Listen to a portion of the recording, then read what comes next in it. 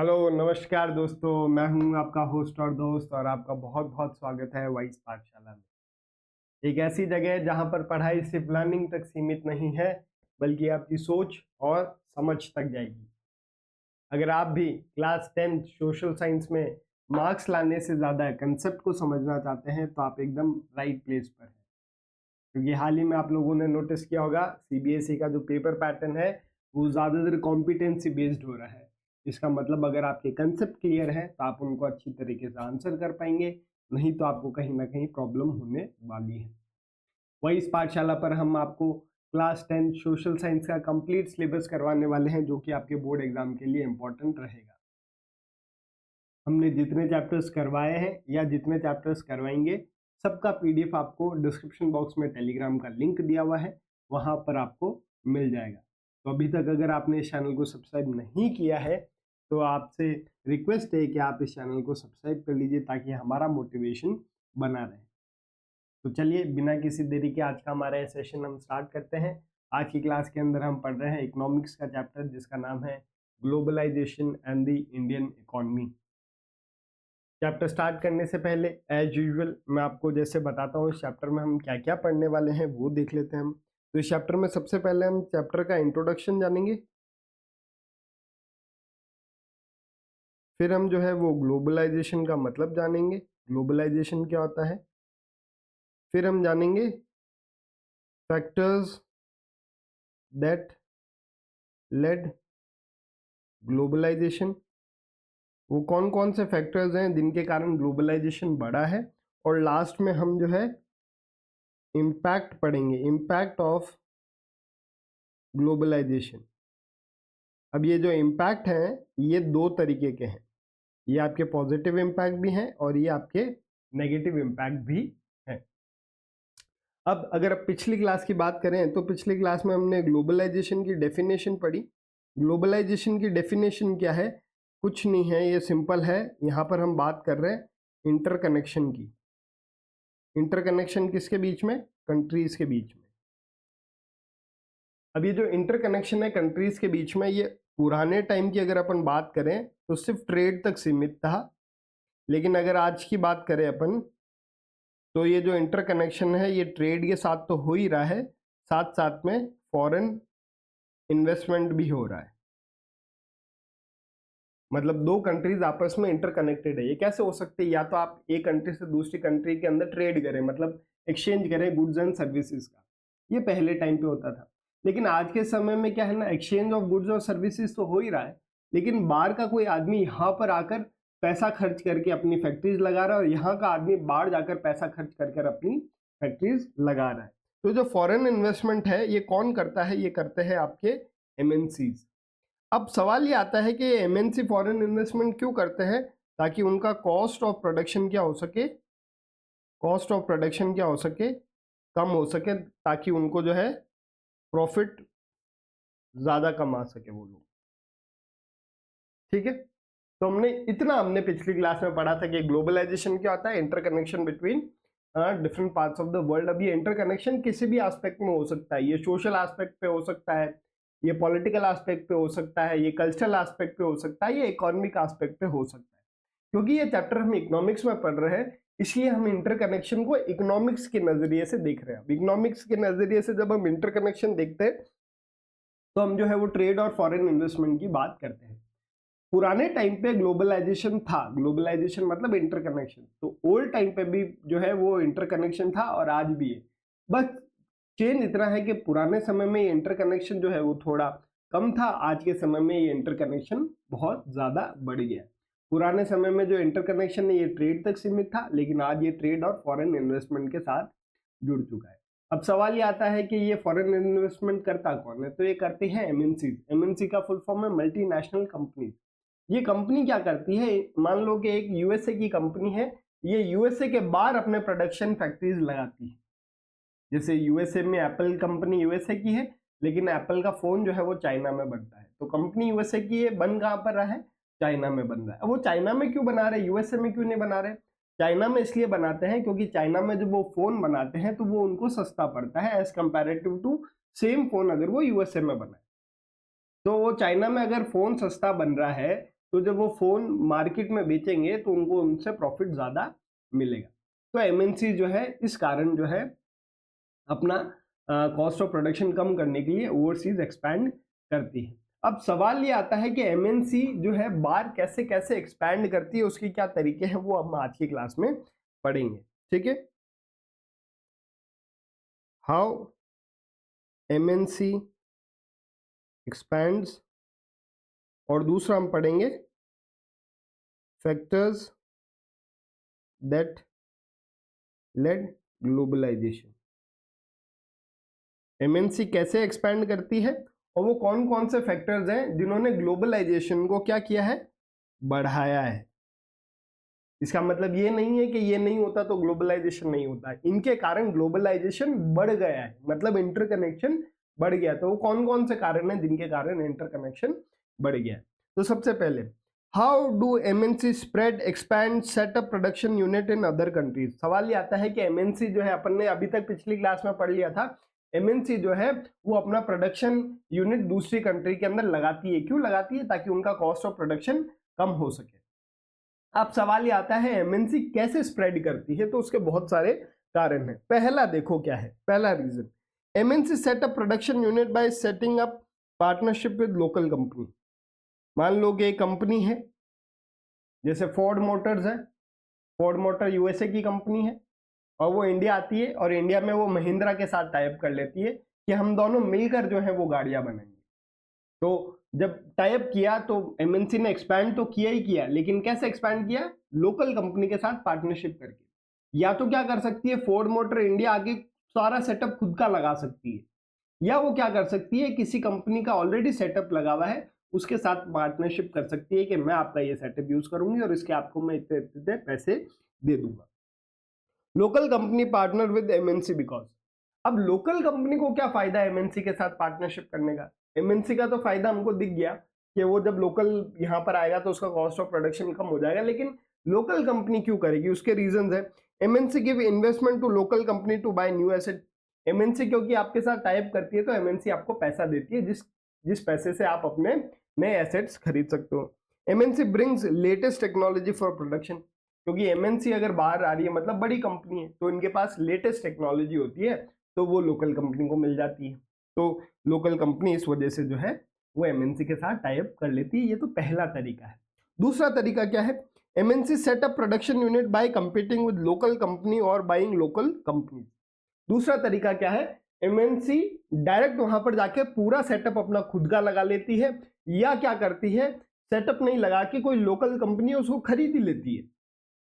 Local company है, for example कोई food company है, कोई चिप्स की कंपनी है, और जैसे मान लो कि इंडिया में कैंपा कोला चलता है और बाहर जो है कोका कोला चलता है। कोका कोला को इंडिया के अंदर एक्सपैंड करना है तो वो क्या कर सकते हैं, या तो कोका कोला के या तो कैंपा कोला के साथ आके पार्टनरशिप कर सकते हैं, या वो क्या कर सकते हैं कि अपना पूरा अपना यूनिट खुद लगा ले, या वो क्या कर सकते हैं, कैंपा कोला को खरीद ले।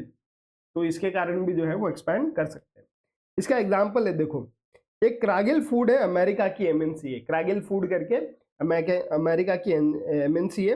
उसने इंडिया का पराग फूड को जो है उसको खरीद लिया, उसको खरीद लिया। इसको देखो, example of partnership with local company, Ford Motors American motor company MNC present in 26 countries, collaborated with Mahindra and Mahindra in 1995 and invested 17,000 crore, produced cars sold in India and exported to other countries. ये जो पहला वाला हमने पढ़ा कि local company के साथ partnership करती है, उसका एग्जांपल ये रहा।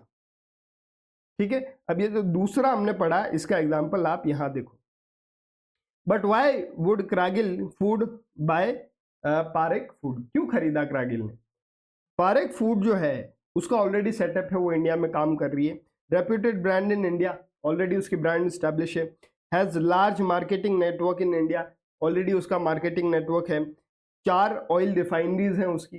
तो अब जैसे कोई नई कंपनी आती है तो उसको ब्रांड बनाने में मेहनत लगती है, उसको मार्केटिंग में मेहनत लगती है, पूरा सेटअप लगाने में मेहनत करती है। इससे बढ़िया क्या है, ऑलरेडी कोई कंपनी स्टैब्लिश है उसको खरीद लो, नाम वही रहेगा लेकिन ओनर क्या हो जाएगा, चेंज हो जाएगा। By buying Parekh food, Cargill food does not have spend money in India to expand their businesses. अलग से खर्चा करने का जो है उन्होंने को नहीं करना पड़ा, सिर्फ कंपनी खरीद ली उन्होंने। As a result Cargill food become largest producer of edible oil in India, 5 million pouches per day. तो दो तरीके हमने पढ़े, या तो एमएनसी लोकल कंपनी के साथ पार्टनरशिप कर सकती है या लोकल कंपनी को खरीद ही सकती है। पार्टनरशिप में हमने फोर्ड का एग्जांपल पढ़ा, खरीदने के एग्जांपल में हमने क्रागिल और पारेख फूड का एग्जांपल पढ़ा। तीसरा तरीका क्या है, MNC also use local companies for supply to expand their production unit. MNC क्या कर सकती है, लोकल कंपनी को बोलती है कि आप मेरे को ये सामान दो, मैं अपना सामान बना लूंगा और फिर मैं बेच दूंगा। ठीक है, इनपुट्स जो होते हैं, फॉर एग्जांपल फोर्ड मोटर्स है, फोर्ड मोटर ने महिंद्रा एंड महिंद्रा को कॉन्ट्रैक्ट दे दिया कि आप जो है फोर्ड की गाड़ियां बनाओ, इस गाड़ियों के मैं आपको पैसे दे दूंगा। या फिर फोर्ड गाड़ी बनाने के लिए जो स्टील चाहिए, जो टेक्निक चाहिए, वो ले ली यहाँ से और उसके बदले उनको पैसे दे दिए। MNC place order with small local companies, mostly garment, footwear, sports item etcetera etcetera. अच्छा, मैं इसका एग्जांपल देता हूँ आपको। जैसे नाइकी कंपनी है, जूते की कंपनी है, कहाँ की कंपनी है, यूएसए की कंपनी। लेकिन अगर आप जो नाइकी का बॉक्स आता है उस पर अगर आप देखोगे तो लिखा हुआ आता है मेड इन वियतनाम। जितने भी लग्जरी ब्रांड्स हैं, जैसे लुई विटॉन और हो गए आपके, इनका कपड़ा सब बनता है बांग्लादेश में। ये बांग्लादेश में कपड़ा बना देते हैं, टैग लगा देते हैं और ये एक्सपोर्ट करते हैं आपका बाहर की कंट्रीज में, और फिर कंपनी अपना लेबल लगा के उसको आगे बेच देती है। तो कंपनी ने एक्सपैंड किया लेकिन वहां पर अपनी यूनिट नहीं लगाई। वहां पर ऑलरेडी कोई कंपनी थी, उसको बोल दिया तू सामान बना दे, मेरे को दे दे, मैं तेरे को इसके पैसे दे दूंगा, और वो जो सामान आया उस पर कंपनी अपनी ब्रांड लगा के आगे बेच देती है। तो ऐसे भी जो है एमएनसी एक्सपैंड करती है। Small companies supplies finish good to MNC, बना बनाया जो है वो एमएनसी को देती है।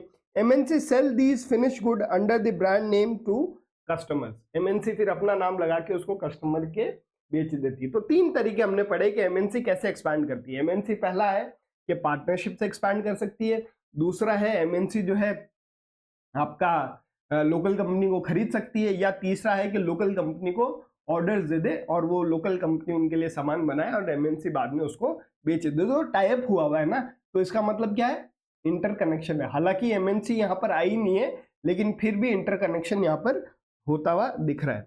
Large MNC wealth is more than budget of developing country. अच्छा, जो बड़ी बड़ी एमएनसी होती है उनके पास इतना पैसा होता है कि एक छोटी कंट्री का पूरा नेशन का बजट है उससे ज्यादा उनके पास पैसा होता है। तो एमएनसी क्या करती है, जो छोटी कंपनियां हैं उसको ये लोग जो है आप ये बोल सकते हो कि उनको दबाती है या उनके ऊपर अपने रूल्स लगाती है। लोकल कंपनी अपने रूल्स और रेगुलेशन सेट नहीं कर सकती।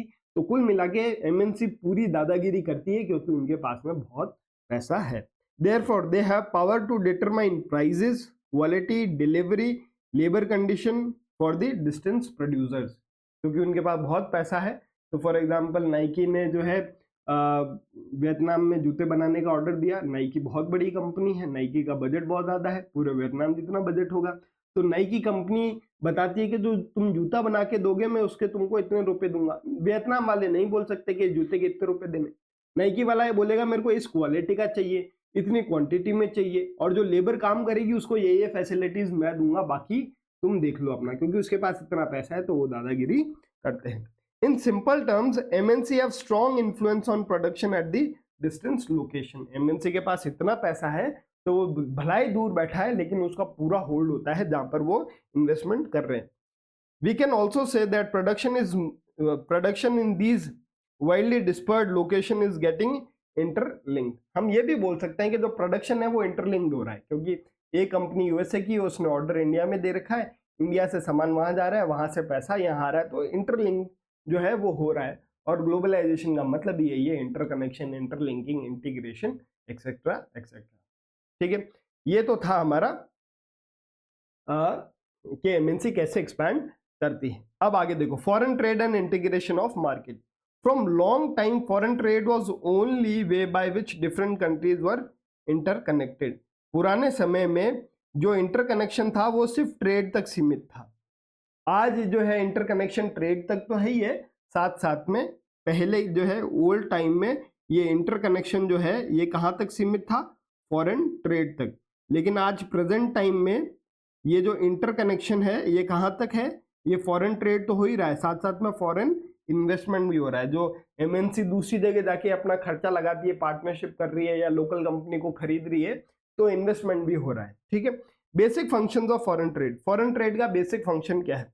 Provide opportunities for producer to sell their produce beyond the domestic market.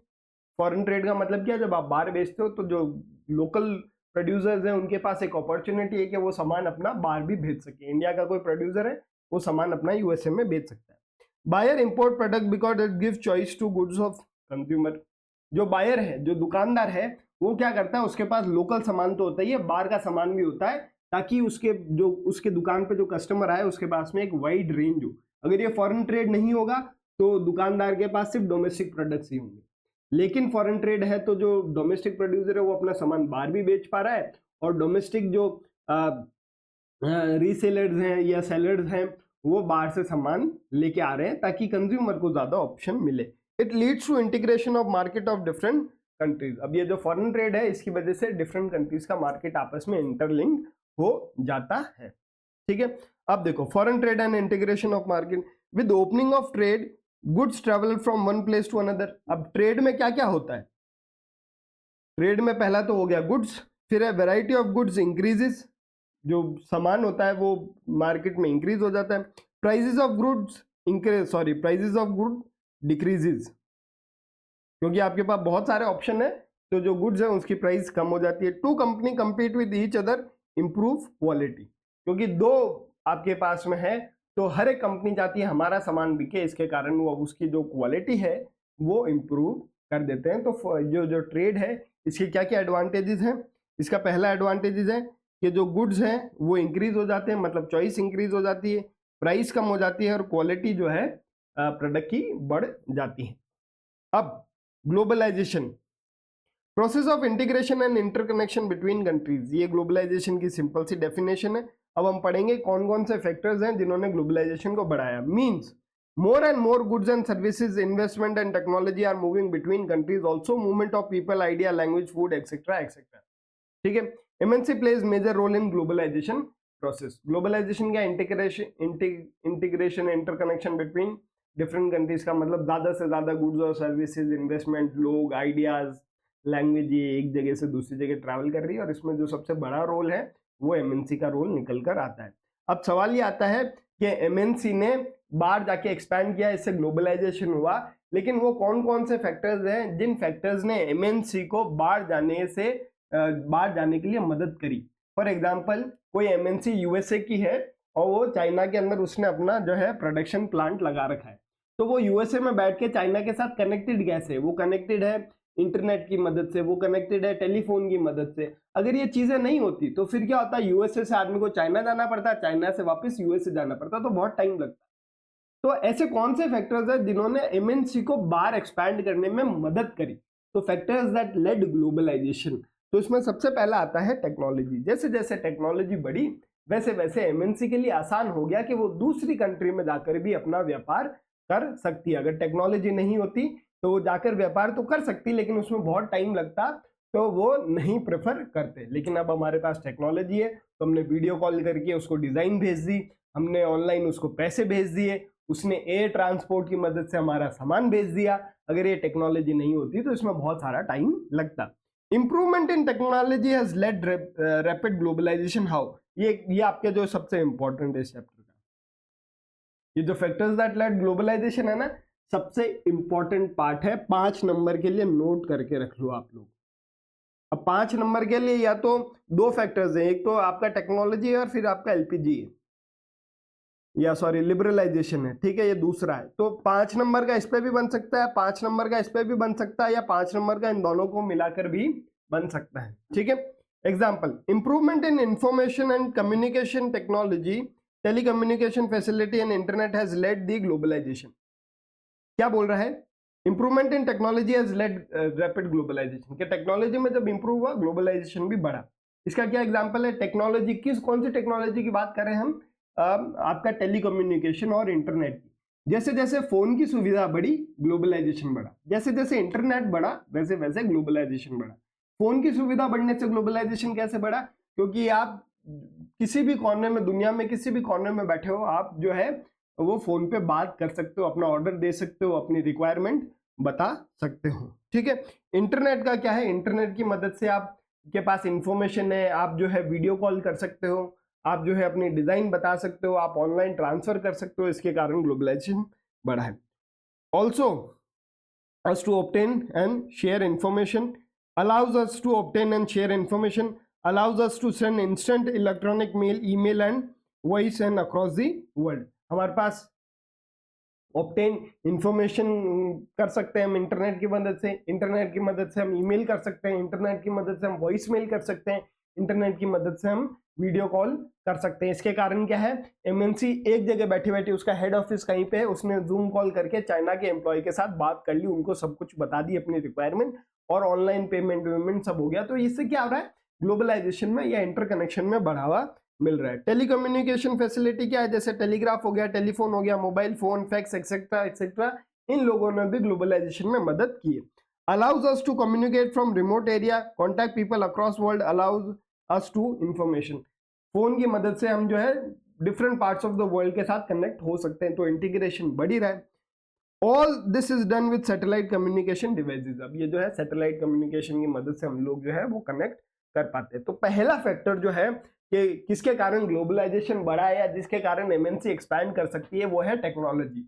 और टेक्नोलॉजी में हम किसकी बात कर रहे हैं, हम बात कर रहे हैं फोन की और इंटरनेट की। और इसके साथ साथ आप ट्रांसपोर्ट भी लिख सकते हो कि जैसे जैसे ट्रांसपोर्ट टेक्नोलॉजी में बढ़ोतरी हुई है, वैसे वैसे ग्लोबलाइजेशन बढ़ा है।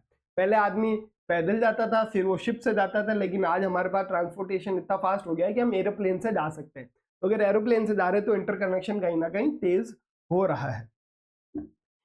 ठीक है, information and communication technology IT has played major role in spreading out the production services across the countries. अभी हमने बोला कि टेक्नोलॉजी की मदद से जो है वो ग्लोबलाइजेशन बढ़ा, लेकिन ये सवाल आपका ये भी आ सकता है कि इंफॉर्मेशन और कम्युनिकेशन टेक्नोलॉजी की मदद से ग्लोबलाइजेशन बढ़ा है, एक्सप्लेन करो। तो आपको एक्सप्लेन करना है कि जो है इंटरनेट की मदद से ग्लोबलाइजेशन कैसे बढ़ा, आपको फोन की मदद से ग्लोबलाइजेशन कैसे बढ़ा। फॉर एग्जांपल, इसका एग्जांपल देखो, एक मैगजीन पब्लिशर है, वो यूएसए की कंपनी है, सॉरी ये लंदन की कंपनी है। ठीक है, उसने डिजाइन किया लंदन में। ठीक है, प्रिंट जो है उसने डिजाइन किया लंदन में, और इंटरनेट के माध्यम से उसने वो डिजाइन जो है वो दिल्ली में बैठे एक प्रेस को भेज दी। दिल्ली वाले ने वो जो है वो डिजाइन से मैगजीन छाप दी, और एरोप्लेन की मदद से उसने यूके भेज दी। जैसे ही वो वहां पर पहुंची तो लंदन में जो पब्लिशर है, उस पब्लिशर जो है उसने पैसे भेज दिए दिल्ली में।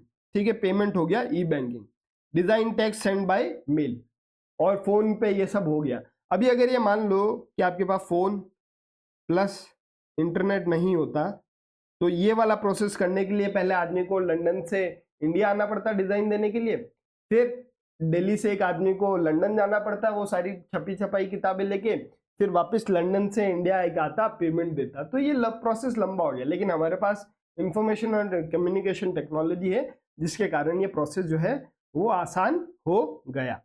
ठीक है, तो ये था हमारा आज का चैप्टर, जिसके अंदर हमने आज पढ़ा कि हाउ एमएनसी एक्सपैंड। एमएनसी कैसे एक्सपैंड करती है, तीन तरीके हैं, या तो पार्टनरशिप करेगी, या वो जो है वो बाय कर लेगी, या वो लोकल कंपनी को सप्लाई के लिए ऑर्डर देगी। फिर हमने जो है वो फैक्टर पढ़ा, फैक्टर्स ऑफ ग्लोबलाइजेशन। ग्लोबलाइजेशन के फैक्टर कौन से हैं, सबसे पहले हमने टेक्नोलॉजी पढ़ा, और टेक्नोलॉजी में भी कौन सी टेक्नोलॉजी, आईटी। इसके साथ साथ आप ट्रांसपोर्ट भी लिख सकते हो। ठीक है, और जो सेकंड फैक्टर है वो है आपका लिबरलाइजेशन, जो कि हम सेकंड क्लास में पढ़ेंगे। ठीक है, तो ये था हमारा आज का चैप्टर। नेक्स्ट लेक्चर जो है हमारा आएगा मंडे को, नेक्स्ट लेक्चर आएगा मंडे शाम, और उसके अंदर हम लेक्चर 3 करेंगे, जिसमें हम जो है फैक्टर्स दैट लेड ग्लोबलाइजेशन नहीं पढ़ेंगे, जिसमें हम सेकंड फैक्टर देखेंगे। वो कौन सा फैक्टर है आपका, लिबरलाइजेशन। और उसके बाद हम जो है वो इम्पैक्ट ऑफ ग्लोबलाइजेशन पढ़ेंगे। ठीक है, तो ये था हमारा आज का चैप्टर। आई होप आपको आज का ये चैप्टर बढ़िया लगा होगा। अगर आपको आज का ये चैप्टर बढ़िया लगा तो इस चैनल को जरूर से लाइक कीजिए, शेयर कीजिए, सब्सक्राइब कीजिए। हमारा चैनल नया है, अगर आप इसको सब्सक्राइब करेंगे तो हमारा कॉन्फिडेंस बढ़ेगा। हम मिलते हैं आपको मंडे को शाम 4 बजे। तब तक के लिए जय हिंद, जय भारत।